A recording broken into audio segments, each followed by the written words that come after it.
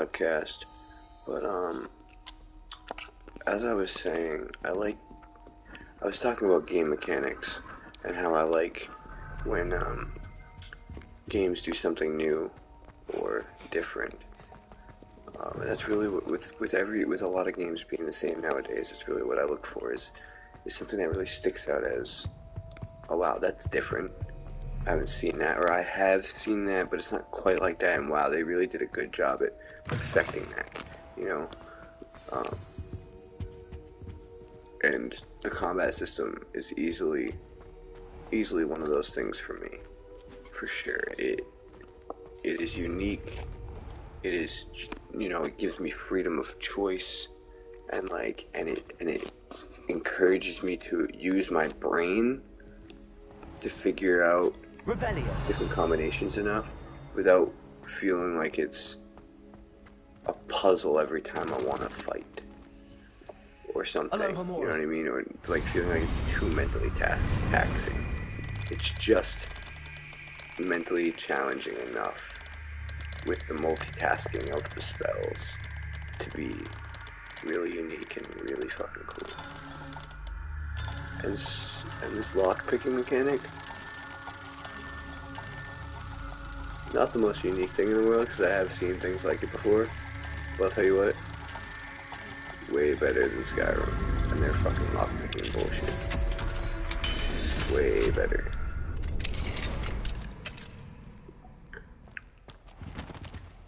Oh, is that the Fat Friar? Oh no, it's not, it's a different ghost. Sorry, I got excited. I'm a big Harry Potter fan. So I see a lot of things that I might recognize that some other people might not. Revelio.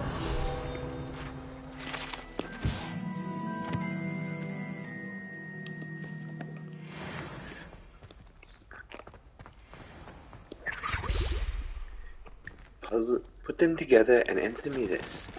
Which creature would you be unwilling to kiss? I can't remember let's see if I can remember the full riddle actually. First think of a person who lives in disguise,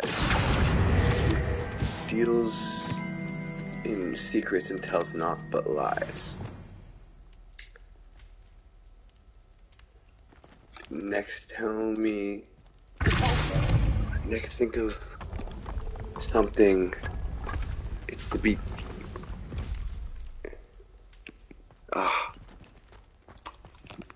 Oh no, here we go. Next think of the thing that is the think of what is the last thing to mend, the middle of middle, and the end of end. So here's the first riddle again. First think of a person who lives in disguise, who deals in secrets and tells nothing but lies. Next tell me a person. Next tell me the last thing to mend, the middle of middle, and the end of end. Lastly, tell me a sound often heard in a hard to find word.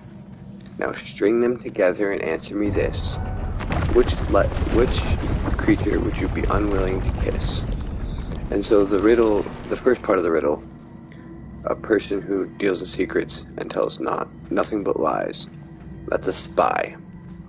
And the next part of the riddle, the last thing to mend, the middle of middle, and end of end, is the letter D. It is the last letter of mend, it is the middle of middle, and it is the end of end. So you got spy, D, and then the last is a sound often heard in a hard to find word, spider. Now string them together and answer me this. Which creature would you be unwilling to kiss? And obviously it was a spider. This room looks complicated as fuck. Like, what am I even supposed to do in here? I don't even know.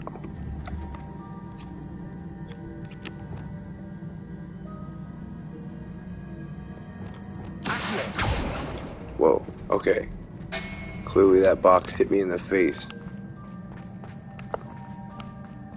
I do love the, like, secret underground tunnels and puzzles and passageways and shit. Obviously... Oh. This is my first time playing the game. So, obviously I'm still discovering shit, and even... I mean, Jesus, probably after my 5th time playing the game, I'll still be discovering shit. I hope I will. At least. Because, Lumos. I like when games have that type of longevity. And you can just keep playing them and keep finding new shit. I think the best example of that I've found so far is Zelda, Breath of the Wild. Obviously Skyrim, people were still finding shit years later, but I mean, Breath of the Wild's been out for almost a decade now, and people are still finding shit. It's amazing. There's so much in that game. So much to discover. So much you can just do just by using, like, logic. Figuring out how certain things work. Just with your brain. Oh, like, if I do this, this will happen. That's the thing I like most about games nowadays. It's just... if they work the way they would work in reality, I should be able to use logic to figure out, oh, if I do this, this will happen. Not video game logic. Real world logic to solve video game problems. And logic, Zelda does the best with that whole logic thing. And, like, you know, especially with the whole, like, recipe crafting thing and stuff like that, what you can put together. And then in this new trailer, oh my god, you guys gotta fucking go watch this shit. Tears of the Kingdom looks phenomenal. They have this new mechanic where you can basically weld any object together and make it a new thing. Like a stick and a rock becomes a whole new weapon if you just meld them together. And then they have this other mechanic where you can build anything, put logs or rocks or anything you want together in any shape you want to build anything you want. Imagine how crazy that's going to be in an open world game like Zelda. The possibilities are going to be fucking insanity. I bet the developers can't even come up with all of them or imagine what they're all going to be. It's absolutely insane.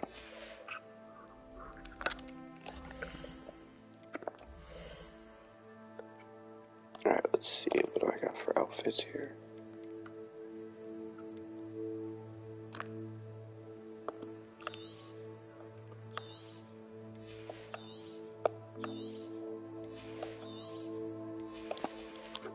Okay. Well, I'm gonna hop off soon.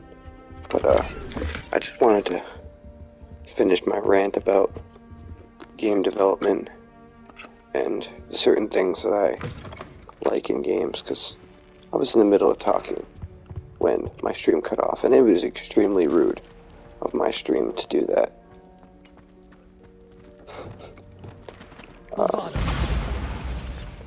I will probably be streaming more tomorrow.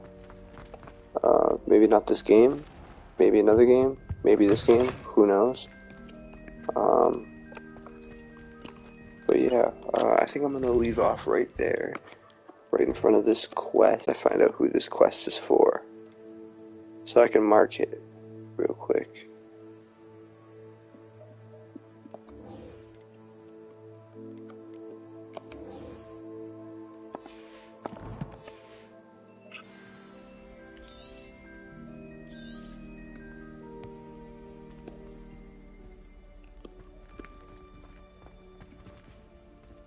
I believe that this is...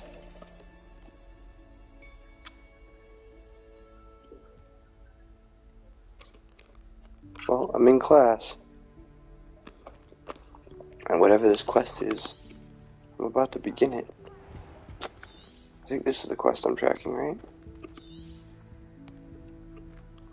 It has to be.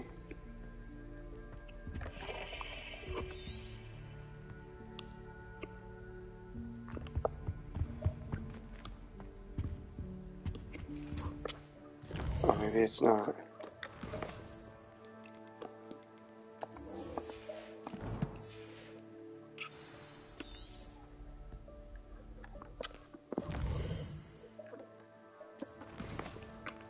Huh.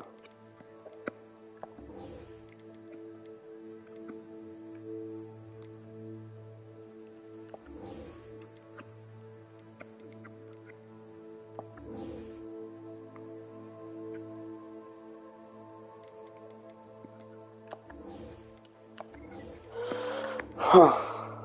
Maybe this is the... I'm really not sure. Revelio. No, because that quest is all the way over there. I wonder what this quest is. Let's find out real quick before we go. In today's lesson, we will cover a truly thrilling event. The Professor Goblin Binns. Rebellion Oh my of god, he's still the history of magic 1752 teacher? and all 100 its years later in triumph Harry and Potter? tragedy. But more specifically, And he's we still will just as address boring. the devastating effects it had on Oh, the stay awake, lives stay of awake. millions. Throughout the many goblin battles, That's so cool that he countless actually puts people to cloaks were sleep, like in the Harry Potter books. That's Actually, awesome. we do know the number. 632. But history occurs outside the classroom. And look, it's time for my constitutional. One can practically osmose the history flowing through Hogwarts. I think the professor wants us to follow him. Professor Binns, dude. And now for a stroll to the bell tower. At least we're out of the classroom. Along with the rest of the castle, it I was guess, yeah. completed in the late Let's go. If you fail history of magic, you're doomed to All the bell repeat it. towers that loom above it The class, that is. myriad interesting artifacts.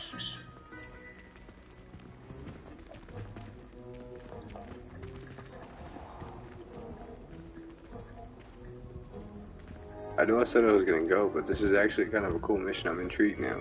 Just because we're in Professor Binns' class. It's the only Hogwarts professor that's still around in the books 100 years later, because he's a ghost and doesn't die. Well then, welcome. No doubt you're eagerly anticipating my analysis of various wizarding councils, codes, statutes, and of course, goblin rebellions.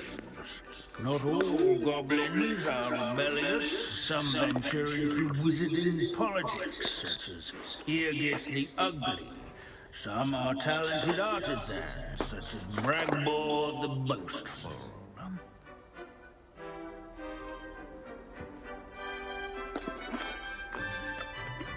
Did you say Bragball? I think I know that name. Well known for his metalwork. I would imagine much of his goblin wrought iron and silver has survived to this very day. Oh, of course. Odgok said he was an ancestor of Ranrock. Where were we? Oh yeah. Back to our class topic for today. Grimbold Weft. Another notable historical figure. He's right nearby. Revelio. This isn't... During the 1662 Goblin Rebellion, to rally troops and generally annoy witches and wizards, this horn was discovered in the aftermath of the rebellion, behind the Hog's Head in a... See, when I think Goblin Rebellions, right, I was thinking it's a long time ago from the Harry Potter books, but this is a whole 100 years before Harry Potter. This is saying that Goblin Rebellions have been going on for a long ass time. I was thinking that, like, you know, when you were hearing about Goblin Rebellions, you were hearing about, you know, partly about the events in this game. But I guess Goblin Rebellions have been going on for a whole lot longer than that. Goblin Rebellions have been going on since the 1600s. This is the 1800s. And then in Harry Potter, there's still, Goblin Rebellions are still, they're not as prominent a thing, after the rise of the Dark Lord and then the fall of him. Goblin Rebellions weren't really a huge thing. They got the bank, they got all the gold. They're kind of, they're still angry. There's still a lot of racism, but it's not as bad as it used to be. But 300 years, it's gonna cause some animosity. And I understand there's some very big parallels between that and the way we've treated some of the races in our own world over the past 300 years. So I do understand, where people might... There's certain controversy where, the way wizards view certain races in the Harry Potter universe are supposed to represent how we view certain races in our own world and kind of make fun of them. Some people think, but I don't think that. I think, it's more of a representation to kind of show Can you tell me where I might find Grimble? the issues that we do have and kind of point them out in a way, because no one wants to admit that they're the bad guy, but when we see other people being the bad guy, we're able to perceive it and identify it with it in a better way. So I think that, regardless of what the fuck she's done since, what J.K. Rowling did with her original work, her original writing, not what she's done on Twitter since then, her original work, the 7 Harry Potter books, was amazing. She talked about race and bigotry in such a way that it didn't bore you. It didn't bore your fucking socks off to hear someone drone on and on about it, right? It was in the middle of this big, epic, awesome fantasy world that you were really interested in, but the whole underlying theme was racism and bigotry. And the way she was able to talk about those issues and bring them into the light, in the positive way that she did with her 7 books, was absolutely genius. And I don't think there's really quite been a work of fiction, a work of fantasy fiction or sci-fi fiction that has really done it that well. Obviously, I'm going to get a lot of backlash with that. People are going to jump down my throat with unknown titles galore. Everything from the Hunger Games to the Poppy Wars. I get it. There's far more representation, but I'm not talking of our races and our cultures and stuff like that. But I'm talking about she was able to create her own races, her own cultures, her own problems and politics within those races and cultures, and still have them be similar parallels to the problems and issues that are going on in our own world. And I think that was genius, with the house elves enslavement and the goblins and how centaurs are treated and all that shit. It was genius. They have their own communities and reasons for feeling these ways and being racist and being bigots and whatnot. And it's not the same reasons that we have in our own life, but some of them are to do with the way you look and stuff like that. But some of them aren't. It's very very good job at creating this world and, I don't know, being able to talk about these issues within this giant world without being too on the nose or too political. Originally, with her first body of work, not what she has posted since. I want to make that clear. Not what she has posted since. What I also want to make clear is that I am very fucking confused by her. She makes this entire book series where the main theme, the main motif of the entire series is overcoming racism and bigotry. That was the whole premise of her book. The premise wasn't magic and wizards and spells. That was the setting and the backdrop and the casing that the bigger issue was fit into. We were given a series about racism and bigotry disguised as a fantasy epic, which, regardless, that's not my point. My point is, how the fuck do you write 7 of some of the longest novels in existence, all of them about overcoming racism and bigotry, and then become one of the most notorious icons in the world of the thing that you were writing to try to stop and against racism and bigotry? You became one of the biggest, you represent one of the biggest bigots in the world. You are, like, I just don't understand how the two compute, or like, I don't know, she's so brilliant. How does she not understand her comments and how they conflict with her entire body of work? Like, whatever, if that's her opinion, that's her opinion. Cool.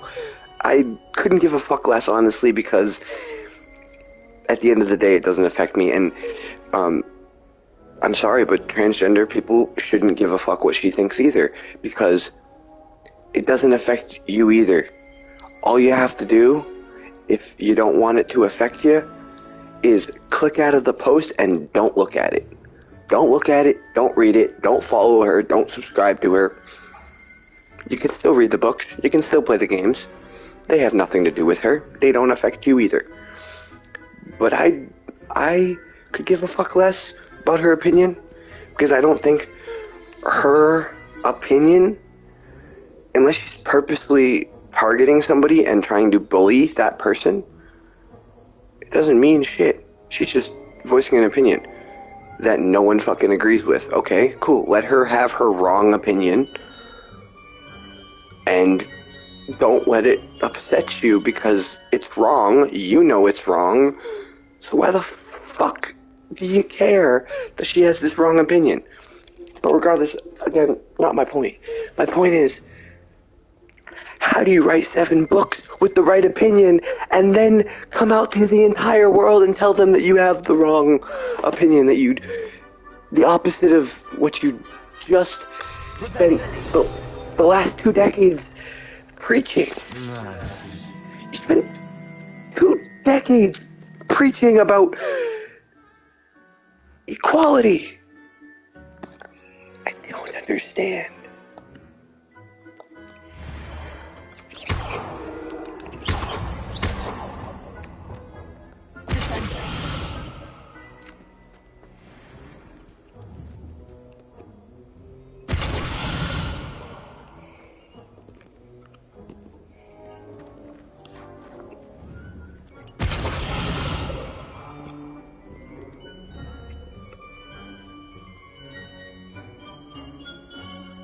Arrest the professor.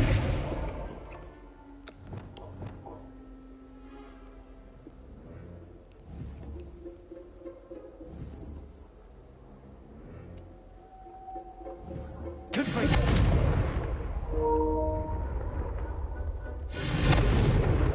Expelliarmus! Incendio! Bombard! Defender!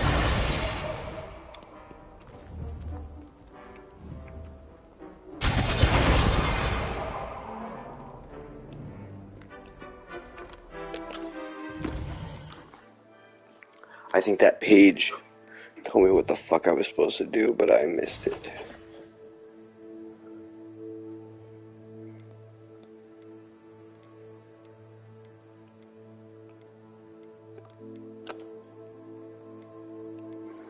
Yeah, that page definitely told me what I was supposed to do, but I missed it. What do we got here? Beautiful steep bridges, ride magically. Oh, I guess it doesn't tell me what I'm supposed to do. Oh well. But in the picture, it has this bell, this third bell, lower than the rest of them. So there's gotta be a way to lower this bell. Or something.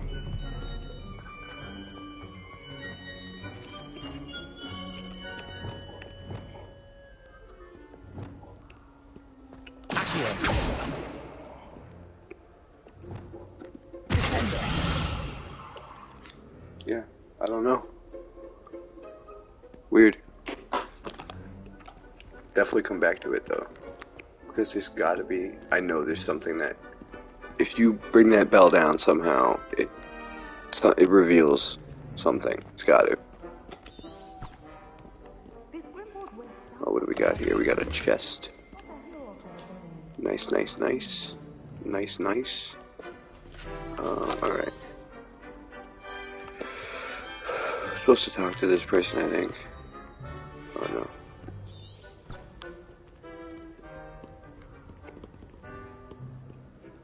Well, I don't know. Rebellion. I know that there's another page right here. Leave it to And that, I'm probably gonna go to bed. So, to that, I bid you good night. And, we will pick this up tomorrow, right next to the Christmas tree. Have a good one, everyone. Drive safe, get good rest, all those good things.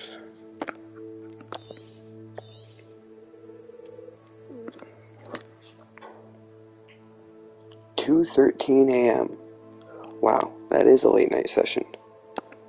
Alright, well, that's it for tonight, guys. Have a good one. And I'm out.